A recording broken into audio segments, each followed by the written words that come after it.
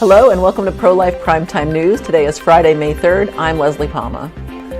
Vice President Kamala Harris flew to Florida Tuesday aboard Air Force Two to speak out against a newly enacted law that protects babies with beating hearts. Priests for Life National Director Frank Pavone had a different reaction. I'll have that in my top story, as well as an interview with Ohio pro-life leader Mark Harrington with advice for states like Florida that have pro-abortion amendments on the November ballot. The Arizona legislature passed and Governor Katie Hobbs signed a bill repealing a law that protects most babies from abortion. Two Republican senators broke with their party to support the bill. But there was better news in Kansas. I'll report all the abortion news, good and bad, in my second segment. Making good use of a day off from his trial in New York, former President Donald Trump took to the campaign trail Wednesday, holding rallies in Wisconsin and Michigan, two key battleground states. I'll have that and more election news and political news in a nutshell. The Silent No More Awareness campaign is celebrating its 20th anniversary in Canada. National Coordinator Angelina Steenstra has been at the helm since the beginning. My closing segment will have more on this labor of love. Please stay tuned. Vice President Kamala Harris swooped into Jacksonville aboard Air Force Two on Wednesday to confront what described as a, quote, horrific reality, the enactment of a law protecting babies with beating hearts from abortion. Across our nation, we witness a full-on assault, state by state, on reproductive freedom, Harris told a group of abortion enthusiasts. Meanwhile, the mainstream media was awash in grief over the new law. Tears and despair at Florida abortion clinic, screamed a headline in the Washington Post. How far will Florida women have to travel for an abortion now? Asked The Independent.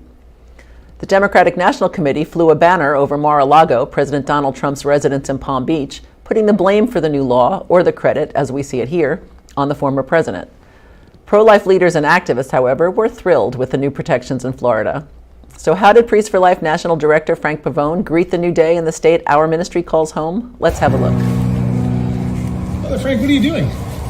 This is a great day. Florida today protects the unborn more than it has in the last 50 years because today the Heartbeat Protection Act has gone into effect. God bless Florida. I kiss the ground as a sign of respect and gratitude for this new protection. Florida's heartbeat bill, signed into law by Governor Ron DeSantis over a year ago, was enacted after beating back legal challenges filed by abortion profiteers. The Sunshine State now joins 15 other states in offering significant protections to the unborn. The new law means babies at about 6 weeks gestation can remain safely in their mother's wombs, at least in Florida and in much of the South. Florida moms determined to end their pregnancies after that point will have to travel to North Carolina if the pregnancy is still in the first trimester, or farther in the second trimester and beyond, to Illinois, New Jersey, or one of the other abortion-friendly states. But the preborn in Florida might not be safe for long. When the state Supreme Court upheld the constitutionality of the heartbeat bill, it also cleared the way for abortion advocates to try to pass a proposed amendment that would invent a right to abortion in the state constitution. Florida is one of at least 11 states that likely will put a pro-abortion amendment before voters in November. Several states already have passed such amendments. Ohio is one of them. Pro-life leaders in and out of the state worked hard to defeat the amendment, but it passed last November with a 57% majority. Mark Harrington, the founder and president of Columbus, Ohio-based Created Equal, was among those leading the effort to defeat the amendment. He joins me now to talk about how Ohio's experience can help pro-lifers in Florida and the other states where life is on the ballot. Welcome to the show, Mark. Great to be here. So, Mark, tell us what happened in Ohio and why you think the amendment passed. Well, now there's been 7 of these constitutional amendments, Michigan and Ohio being, I guess, the most important because they were direct attempts to expand abortion up to the very moment of birth. I don't know if we can count California or Vermont in those amendments because abortion was already legal up to the very moment of birth in those states. But I think Michigan and Ohio were really wake-up calls to the pro-life movement. And I think a couple of things we can take away from the Ohio battle. And number one for me is that we've overturned Roe versus Wade, but we have not overturned abortion. And public opinion still supports abortion. About 6 out of 10 Americans believe abortion should be legal in the first trimester of pregnancy.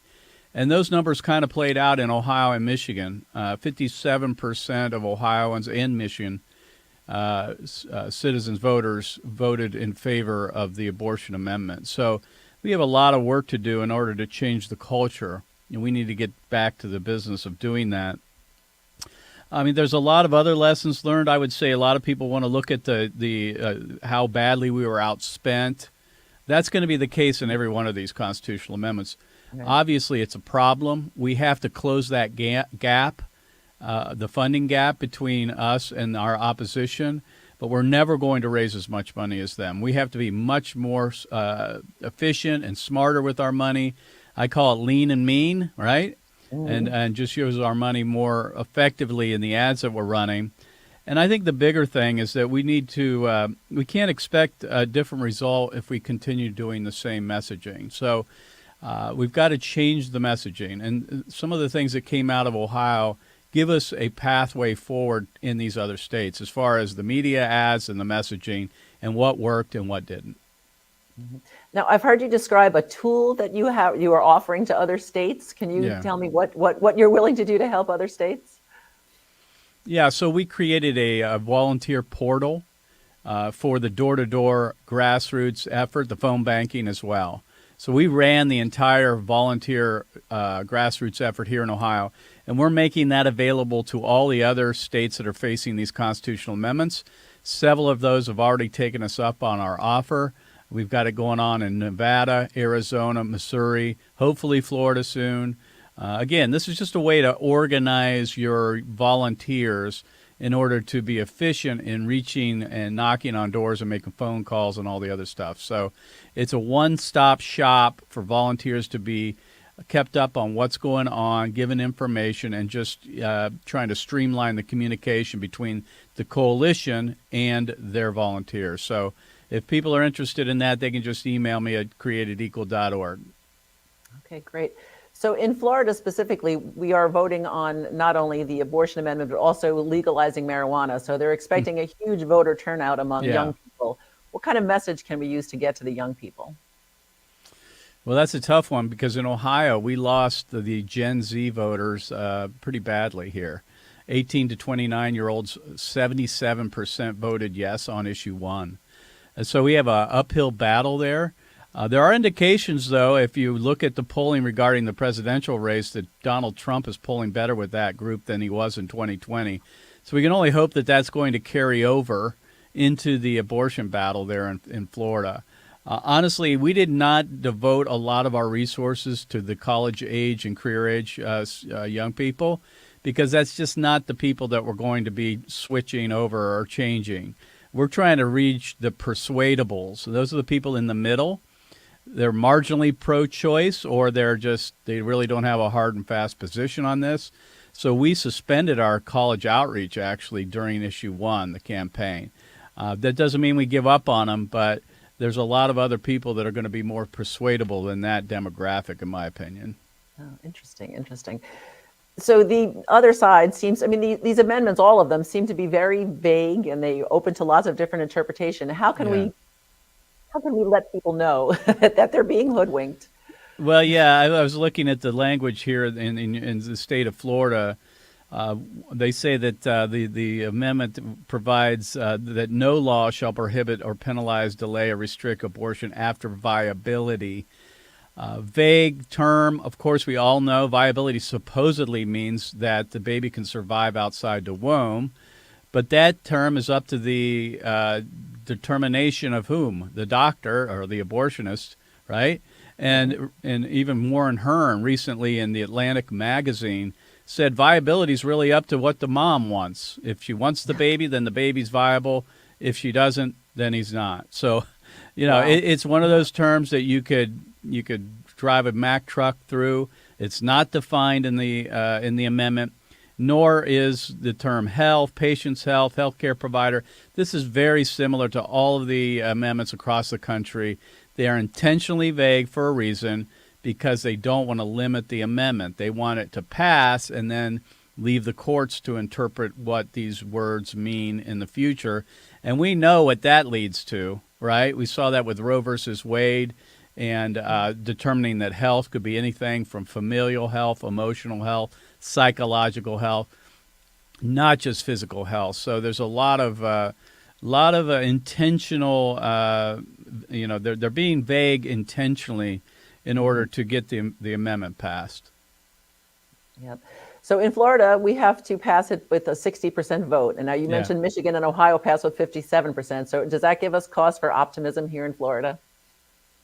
Well, I think so. I saw recently a poll by Ipsos, which was published in USA Today, that showed that 58% of Floridians would vote yes. The bottom line is this: you got to keep it under 60, right? That's all you got to do. Yeah. You don't have to get it to 50 or 55. That'd be nice. But if you keep it under 60, you win. And our polling pretty much from the beginning to the end stayed around 56, 57%. So I think you have a fair shot at it there in the state. Florida's a little different than Ohio in some ways. I think you have certain things going for you, especially your governor, where we didn't with our governor. He wasn't very outspoken, and when he did, the ads that he ran were awful, didn't perform very well. With your state, you have Ron DeSantis, who is an outspoken pro-life advocate, and he's very articulate on the issue. It's just a core issue for him, and I think that's a big difference for you guys. Demographically, your state is gigantic in comparison to Ohio. It is a battleground for the presidential race, so all these things should work in your advantage. So we're very hopeful in Florida coming this year. All right. Well, thank you so much for joining us, and I hope you'll pray for us here in Florida and the other states facing the same thing. Well, you got an uphill battle now that your heartbeat bill is passed. I mean, that's a good thing. Children are going to be spared from abortion, but they're going to try to use that against you there, as they did here in Ohio, by saying that a vote yes would ban or would repeal the extreme 6-week abortion ban. So you got to be prepared for these ads. They're going to be coming your way pretty soon. Absolutely. All right. Well, thank you so much, Mark. Sure. Thank you for having me. 2 Republicans in the Arizona Senate sided with Democrats on Wednesday to deliver enough votes to repeal a pro-life law from 1864 that protects most babies from abortion. The Arizona Supreme Court upheld the law 2 weeks ago, but Democrats in the state, led by Governor Katie Hobbs and Attorney General Chris Mays, made repealing the law a priority. Abortion now remains legal in Arizona through the 15th week. On Monday, the Kansas Senate followed the lead of the House in voting to override Governor Laura Kelly's veto of several abortion bills. It will now become a felony in Kansas to force a woman to have an abortion, and abortionists soon will have to ask mothers if the pregnancy they want to abort is the result of rape or incest, and whether they have an abusive partner. Abortion advocates like the governor call the questions overly intrusive and potentially traumatizing, but the Kansas House leadership in a statement said the governor's unreasonable fear of this data collection is nothing but a roadblock to helping serve these vulnerable women better. A bill proposed in the Louisiana Senate would add the chemical abortion drugs mifepristone and misoprostol to the list of controlled dangerous substances in the state. Under current law, it is a crime in Louisiana to provide an abortion, including by giving someone abortion pills. The new bill also would criminalize possessing the pills without a prescription under the state's Uniform Controlled Dangerous Substances Act, and it would outlaw a procedure known as advance provision, in which women order pills online in case they get pregnant in the future. The bill would allow the drugs to be used for treatment of miscarriage and other non-abortion procedures. Meanwhile, an Obama-appointed federal judge in North Carolina has ruled that some of the state's laws on dispensing abortion pills are unlawful. U.S. District Judge Catherine Eagles found that a law requiring doctors to prescribe and provide the deadly drugs in person went further than regulations promulgated by the Federal Food and Drug Administration. But Eagles also ruled that a law requiring a mother to meet in person with an abortionist 72 hours before starting a chemical abortion, as well as laws mandating an in-person examination and ultrasound, can remain in force. Compass Care, Heartbeat International, and 10 other pro-life pregnancy centers have filed a lawsuit against New York Attorney General Letitia James in an effort to stop her from making it illegal for the centers to tell women about abortion pill reversal, which can halt a chemical abortion after the first pill has been taken. The suit, filed in state Supreme Court in Rochester, alleges that James is intentionally and maliciously using her office to restrict the constitutional and civil rights of pro-lifers. The Thomas More Society is representing the pro-life centers in the suit. Pope Francis's top diplomat said the European Parliament's effort to promote abortion as a fundamental right constitutes a radical attack on human life. When life is attacked in such a radical way, you truly have to ask what kind of future we want to build, said Italian Cardinal Pietro Parolin, the Vatican's Secretary of State. He said, "The situation has produced great sadness in the depths of my heart. Abortion is expected to be a significant issue as the European Parliament opens elections in June." And finally, 500 baby sea turtles that washed up on beaches in Cape Town, South Africa after powerful storms in the Indian Ocean were rescued by members of the public and taken to an aquarium where they will be rehabilitated at a cost of about $500 per turtle. In contrast, more than 2,500 preborn babies lost their lives to abortion today, just today, in the United States, with many of those abortions funded by taxpayer dollars. But you won't read stories about this truly horrific reality because it's just another day in America, and increasingly, those who try to rescue the unborn are finding themselves behind bars. And that's abortion in the news. Former President Donald Trump had a day off from his trial in New York on Wednesday, so he took advantage of the opportunity to spend some time on the campaign trail, holding rallies in Wisconsin and Michigan, two key battleground states. In Freeland, Michigan, Trump spoke at length about abortion, saying he believes the regulation of abortion belongs to individual states. He said the political reality is that lawmakers will have to allow some exceptions in order to be elected by a populace that is much more tuned into the abortion issue than it used to be. But he also stressed that Democrats are the real radicals on abortion because they want no limits on the procedure. "We're not going to allow it," he said. Also this week, in a wide-ranging interview with Time magazine about a possible second term, Trump said he doesn't expect a national ban on abortion to reach the Oval Office because it would never win the 60 votes needed from the Senate. Throughout the abortion discussion, Trump remained adamant that the overturning of Roe v. Wade in 2022 left regulation of abortion up to the states. He also said he will have a major announcement regarding the abortion drug mifepristone in the next few weeks. The way the drug is distributed and how late into pregnancy it may be prescribed are questions the U.S. Supreme Court is expected to address in an opinion expected next month. A pro-abortion Democrat won a special election in New York this week for a seat in the U.S. House left vacant when Democrat Brian Higgins resigned in February. State Senator Tim Kennedy will represent an upstate New York district that includes Buffalo and Niagara Falls. Kennedy beat Republican Gary Dixon, the town supervisor in West Seneca, New York. When Kennedy is sworn in, House Republicans will hold 217 seats and Democrats will have 213 seats, with 5 seats remaining vacant. Kennedy will have to defend his new job at a primary in June and the general election in November. Republican Representative Bill Posey, whose Central Florida district includes Priests for Life headquarters in Titusville, last Friday became the latest member of Congress to announce his retirement.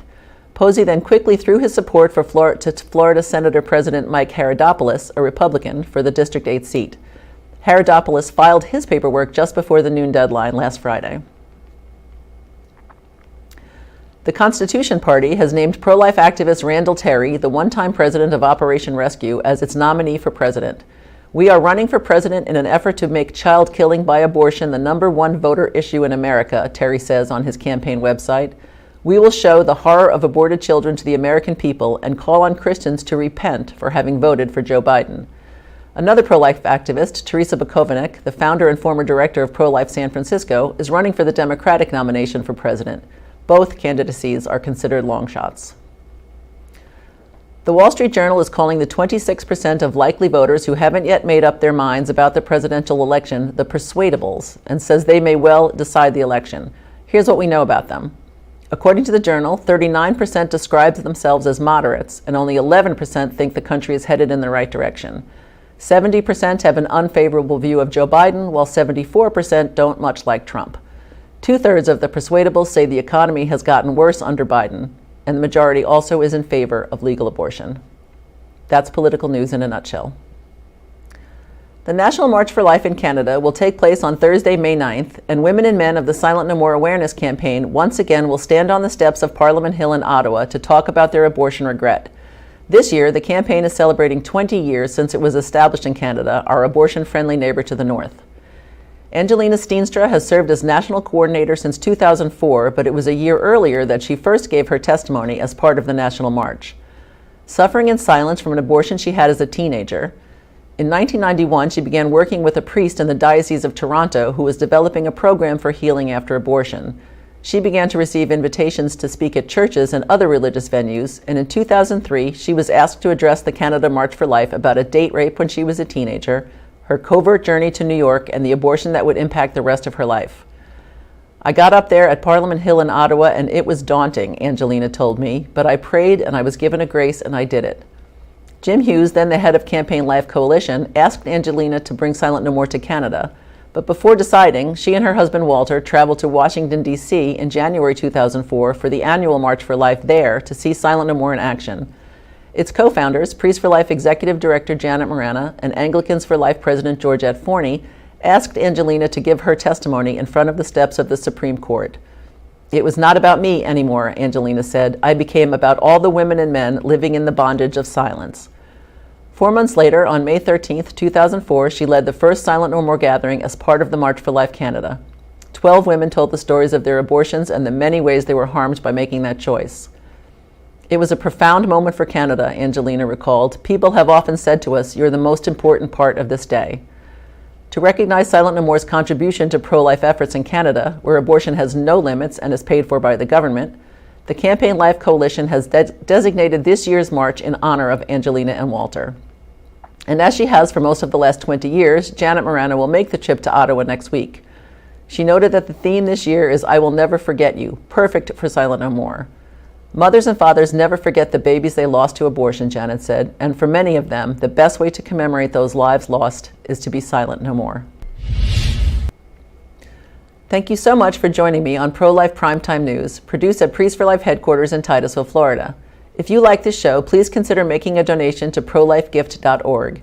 These donations help fund all of our work here at Priests for Life, which enables us to continue educating, equipping, and activating God's people to end abortion.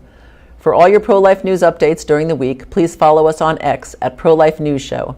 And please make sure to tune into our other shows like Just Ask Janet and Praying for America. Go to endabortion.tv for the schedule. I'm Leslie Palma, Communications Director. Remember, life is the only choice.